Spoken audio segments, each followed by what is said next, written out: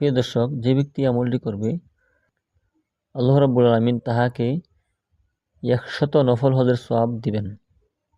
সুবহানাল্লাহ।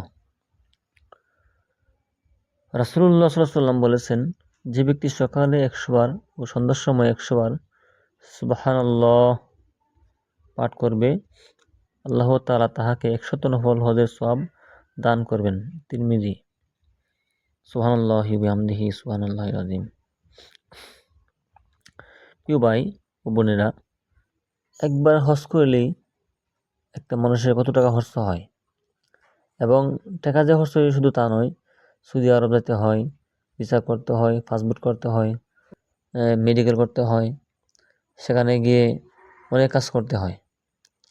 এতগুলো করার পরেও আল্লাহ রাব্বুল আলামিন তার হজ কবুল করবেন কিনা তাও দেখার বিষয়। টাকা পয়সা হালাল হতে হয়, কত ঝামেলা। আর এই আমলটি যদি কেউ করে, আল্লাহ রাব্বুল আলামিন বিনা পরিশ্রমে 100 নফল হজের সওয়াব দিবেন। সুবহানাল্লাহ। উল্লেখ্য যে সাহাবায়ে কেরামগণের মধ্যে কারো কারো ওজিফা ছিল দিনে 12,000 বার সুবহানাল্লাহ বলা। আবার কেউ কেউ দিনে 30,000 বার সুবহানাল্লাহ বলতেন। ইহাউল মুদ্দিন। সুবহানাল্লাহি ওয়া বিহামদিহি। সাহাবায়ে কেরাম কি করতেন? কোন সাহাবী দিনের মধ্যে 12,000 বার সুবহানাল্লাহ বলতেন, এবং কোন সাহাবী 30,000 বার সুবহানাল্লাহ বলতেন। আর আমরা কি করি? সারা বছরে 1,000 বার সুবহানাল্লাহ বলি না। তো এই সুবহানাল্লাহ এই আমলটা এত গুরুত্বপূর্ণ যে সকালে 100 বার পড়লে এবং বিকালে 100 বার পড়লে আল্লাহ রাব্বুল আলামিন 100 নফল হজের সওয়াব দান করবেন। শুনতে যতটা সহজ, বাস্তবে তো সহজ না। আপনি একটা হিসাব করেন, একবার হজ করলেই আল্লাহ রাব্বুল আলামিন তার জীবনের সমস্ত গুনাহ মাফ করে দেন। আর 100 বার হজের সওয়াব, 100 হজের সওয়াব আল্লাহ রাব্বুল আলামিন দান করবেন। তাহলে কি পরিমাণ সওয়াব দিবেন এই ওজিফাটা জপলে।